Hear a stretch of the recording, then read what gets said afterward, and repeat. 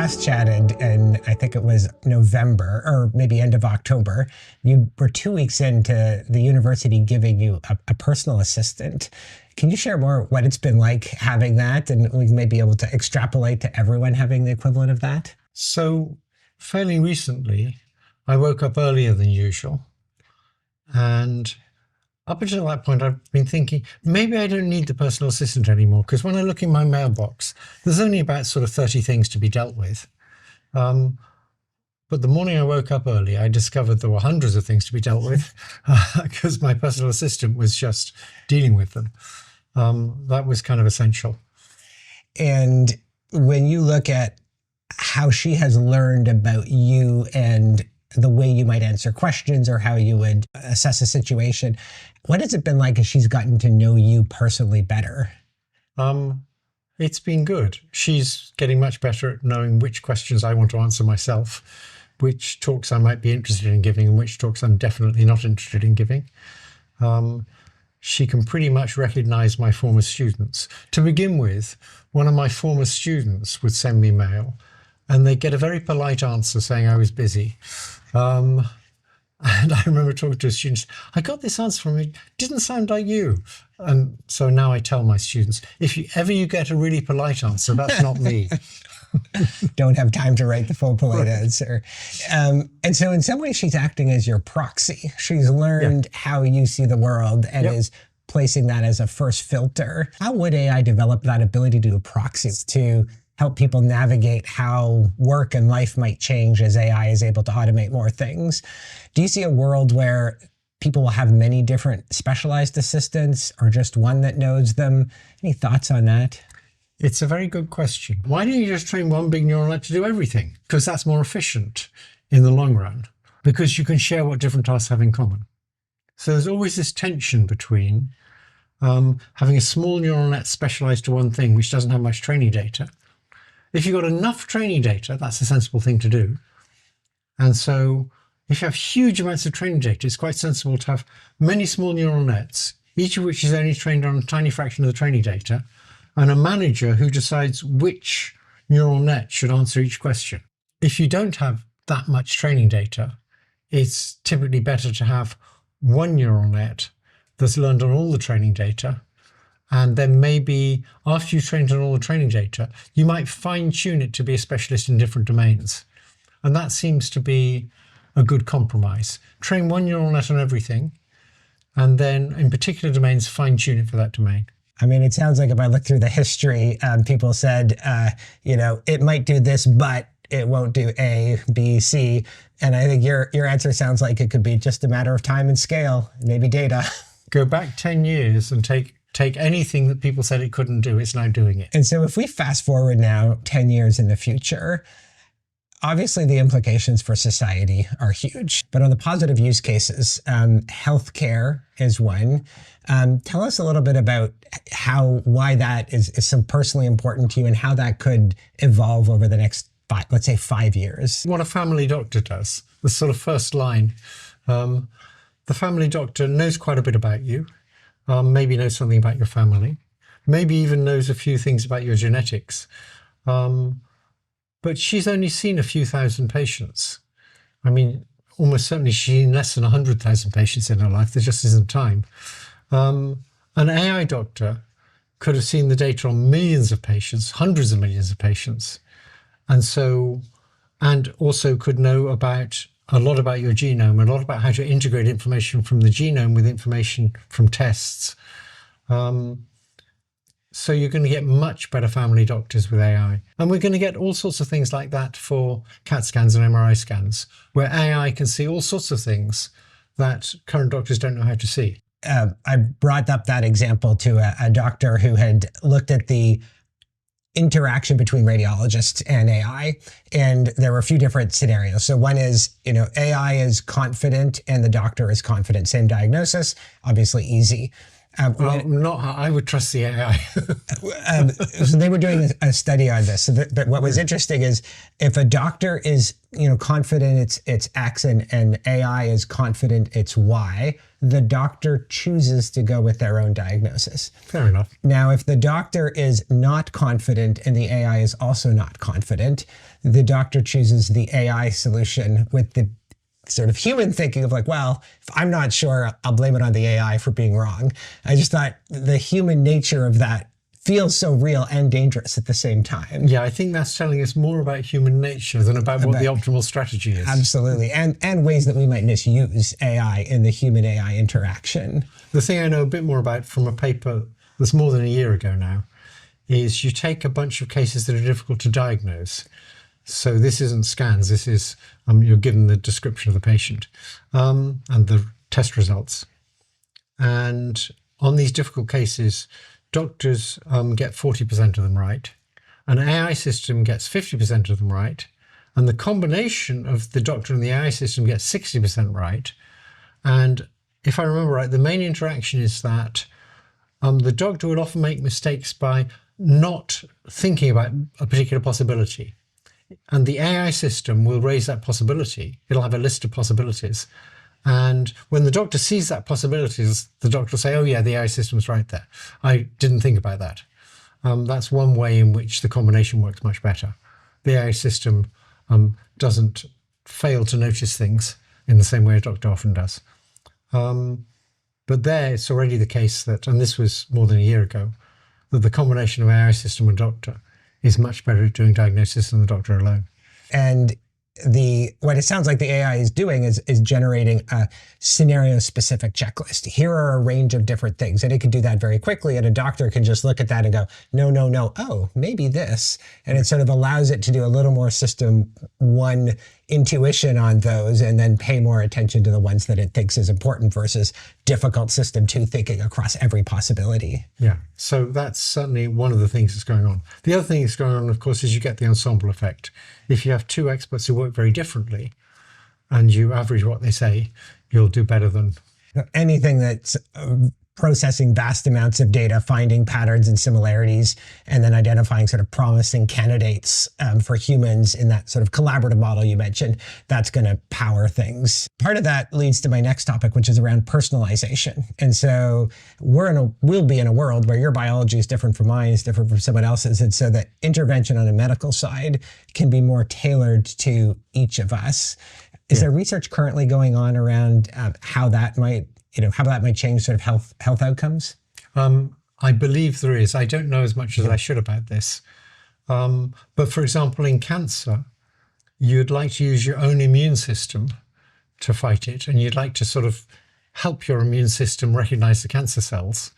And there's many ways of doing that. And I think AI is already being used to choose which things to mess with. Are most likely to work for your particular... So that would be individual therapy based on AI. And then obviously in education, AI is going to be very useful. And again, it's going to be individual therapy for misunderstandings. So an AI system that's seen thousands or millions of people learning about something, and the different ways in which different people misunderstand, that'll be very good at recognizing for an individual person, oh, they're misunderstanding in this way. It's what a really good teacher can do. They're misunderstanding this way. And here's an example that will make it clear to them what they're misunderstanding. AI is going to be very good at that, and we're going to get much better tutors. We're not there yet, but we're beginning to get there. And I'm now happy to predict that in the next 10 years, we'll have really good AI tutors. I may be wrong by a factor of 2, but it's coming. You mentioned on the AI tutor side of things for students, I think there was a study that you'd referenced about how much better the outcome is when people get individualized tutors. I don't have the citation for it, but the number I remember quite well, and I've seen it quoted elsewhere too, which is you learn about twice as fast with a tutor as in a classroom. And it's kind of obvious why. First of all, your attention doesn't lapse. You're interacting with somebody, so your attention stays on it. You can't just stare out the window and wait until the lesson ends. I spent a lot of my time at school doing that. Secondly, the person's attending to you and can see what you're getting wrong and correct it. And in a classroom, you can't do that. So it's sort of obvious why a human tutor is going to be much more efficient than a classroom. An AI tutor should be better than a human tutor eventually, Right now, it's probably worse, but getting there. And so my guess is it will be 3 or 4 times as efficient once we have really good AI tutors, because they would have seen so much more data. There's probably another element too, I would guess, which is around motivation. And what we found is if, I'm sure for you and me as students, if it was an interesting topic, if it was framed in such a way that captured our curiosity, we'd pay more attention. I would guess AI tutoring will be able to do that at mass scale. Yeah. So for most of us, interacting with other people is the most important thing there is and the most motivating thing there is. And I think AI tutors, it'll be pretty motivating. Even though they're not people, you'll get the same kind of effect of someone paying attention to you and telling you interesting things will be very motivating. And 30 kids in a class might have 30 different things that are quote unquote interesting to them, and AI tutoring will be able to tailor it to them. Yeah. So as you know, what we're doing at Valence is we're building an AI leadership coach. And so the goal is to help personalize that learning and guidance at work.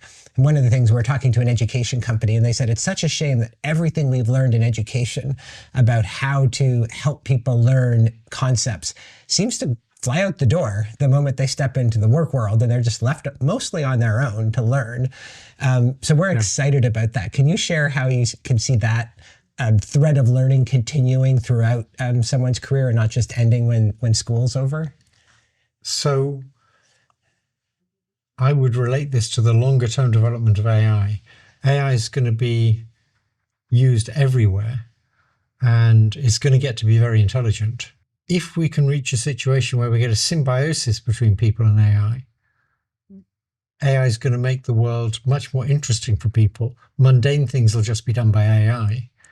And this symbiotic relationship will allow people to learn much faster and have much more interesting lives. That's the good scenario, and I'm hoping we can get there. How should policymakers and CEOs be thinking about and paying attention to the wide range of outcomes that could emerge?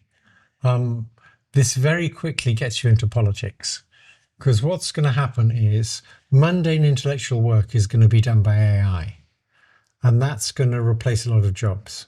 In some areas, that's fine. In healthcare, for example, if you could make doctors and nurses more efficient, we could just all get more healthcare. There's a kind of more or less endless capacity for absorbing healthcare. We'd all like to have a doctor on the side who you can ask questions about all sorts of minor things you wouldn't bother your own doctor with, but you're quite interested to know, why does your finger hurt today, and stuff like that. Healthcare is great because it's elastic. You can absorb huge amounts of it. So it's not going to lead to joblessness there. But there's other things where there's just only so much of it you need, and it's going to lead to joblessness there, I believe. Some people think it won't. Some people think it'll create new jobs. I'm not convinced. I think it's going to be more like people used to dig ditches with spades, and now people who can dig big holes in the ground with spades aren't in much demand because there's better ways of doing it. The worry is you'll get a big increase in productivity, which should be good, but the increase in goods and services that you can get from that big increase in productivity won't go to most people. Many people will get unemployed, and a few people will get very rich. That's not so much a problem with AI as a problem with AI being developed in the kind of society we have now. So what would you say to the techno-optimists? Because I think everyone can see a scenario in which AI can take the mundane off your plate, give you personalized learning, personalized tutoring, support you as you navigate this transition. And it seems like our social and political setup is not going to lead to that outcome. So how would you square that circle? What advice would you give to people who just say, it's going to work out? Yeah, my first piece of advice would be, do you believe that because it's convenient for you to believe that, or do you really believe it? Now, people are very good at believing whatever's convenient for them. We've seen a lot of that recently. I just think they're being very short-sighted. And if someone was self-aware enough to say, okay, I recognize that this might be convenient for me, and I'm willing to ask myself a question or two, what question would you want them to ponder?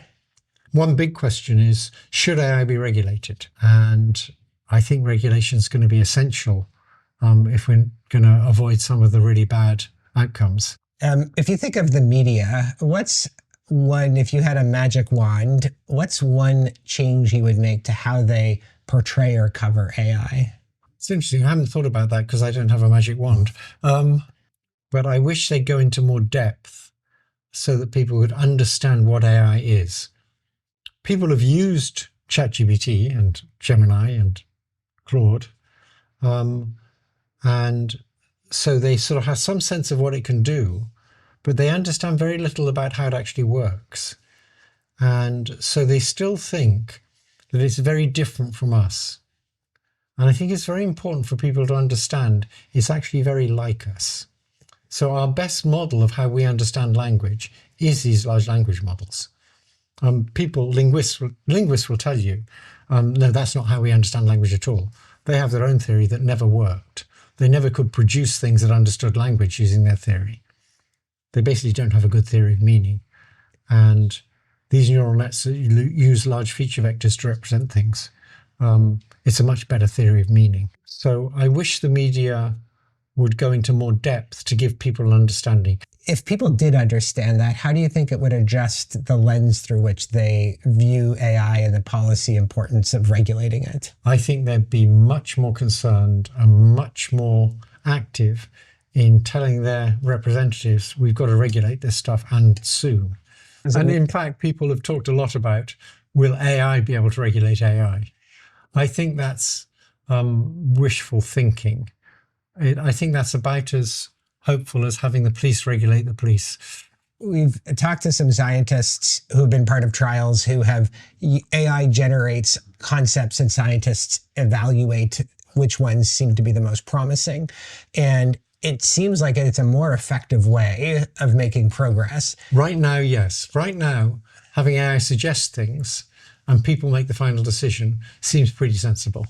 I don't think it'll stay like that. It will continue to just go up the ladder of capabilities. And what is superintelligence? Explain that to a layperson. More or less everything intellectually is just better than us. If you have a debate with it about something, you'll lose.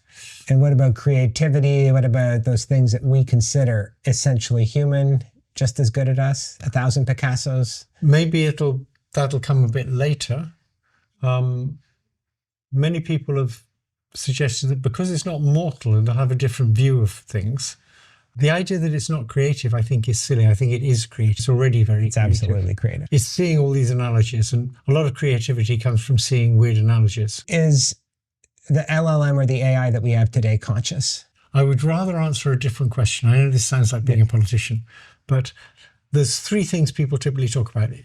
Is it sentient? Is it conscious? Does it have subjective experience? They're all obviously related. There's a lot of people who say very confidently, it's not sentient. And then you say, what do you mean by sentient? And they say, I don't know, but it's not sentient. That seems to me a silly position to hold. I would rather talk about subjective experience because I think it's clear there that almost all of us have a wrong model of what subjective experience is. When I suppose I have a lot to drink and I say, I have the subjective experience of little pink elephants floating in front of me. Most people think the words subjective experience of work like photograph of. And if I have a photograph of little pink elephants floating in front of me, you can ask, where is the photograph and what's it made of? So if you think subjective experience of works like photograph of, then you can ask, well, where is this subjective experience and what's it made of? And a philosopher will tell you it's in your mind, which is a kind of theatre that only you can see, and an inner theatre. So let me give you an alternative model of what the words subjective experience of mean. I believe my perceptual system's lying to me. So I say to you, my perceptual system's lying to me, but what it's telling me would be true if there were little pink elephants floating in front of me. Okay, so I just said the same thing without using the word subjective experience. And what I'm doing is trying to tell you how my perceptual system's lying to me. We think there's this inner theatre. There is no inner theatre. The inner theatre is as wrong a view of what the mind is as the view that the Earth was made 6,000 years ago is of how the real world works. almost everybody has this wrong view. They think there's an inner theatre with funny stuff in it that only I can see. That's just rubbish. And once you see that, you see that these chatbots, a multimodal chatbot, already has subjective experience. So I'll give you an example. Suppose I have a chatbot that can see and has a robot arm and can talk, and I train it up, and I put an object in front of it and say, point at the object, it points at the object. Then I put a prism in front of its camera when it's not looking. And I put an object in front of it and say, point at the object, it points off to one side. And I say, no, the object's not there, it's straight in front of you, but I put a prism in front of your lens. And the chatbot says, oh, I see. The prism bent the light rays. So the object's actually straight in front of me, but I had the subjective experience, it was over there. Fascinating. That is the chatbot using the word subjective experience in exactly the way we use them. It's saying, my perceptual system was lying to me because of the prism. But if it hadn't been lying, the object would be over there. If you had a Manhattan-style project to try to address some of the challenges, either socially or from a research or regulatory perspective on artificial intelligence, what would that Manhattan project be? Oh, I think there's one really essential question we need to figure out in the long run. There's lots of short-term things we need to do, but in the long run, we need to figure out, can we build things smarter than us that never have the desire to take over from us? We don't know how to do that, and we should be focusing a lot of resources on that. You know, alignment is a core, that's the sort of the Manhattan Project. Is there any KPI? I know that's going to sound sort of, mundane, but any KPI that we could track to say, are we making progress on these alignment questions that you have? Well, my main worry about alignment is, how do you draw a line that's parallel to two lines at right angles? It's kind of tricky. And humans don't align with each other. Is there a concept that is really important for people to grasp that is hard for you to explain in a way that a layperson can viscerally understand it? I think often it's to do with probability distributions. The whole idea of a probability distribution people find hard to understand, think of it as a thing. And so in a large language model, you give it a context and it's trying to predict the next word, and it has a probability distribution over words. And people find that hard to grasp. And crucial, because that's... And it's perfectly straightforward if you understand probabilities. That's science. But unless you understand the idea of a probability distribution and changing what you're doing when you change the weights of the connection strengths, is changing the probabilities it will assign to all the various words or word fragments. That's a concept ordinary people find difficult to grasp. What would you say is the most overused buzzword in AI right now? Well, the most overused buzzword by critics of AI is definitely hype. So for years and years, we've been hearing that AI is overhyped. And my view has always been that it's underhyped. I think that is a very important message to get out to people. I've seen that same thing. Oh, there's hallucinations. AI is never going to catch up. Exactly. And we talk about sort of the rough edges of technology. There's always rough edges, but you have to look at the central sort of engine of it, and the possibilities are so powerful there. Really appreciate the conversation. It's enlightening. I enjoy it so much, and I know that our viewers and listeners and watchers will as well. So thanks. Thank it was you. a lot of fun.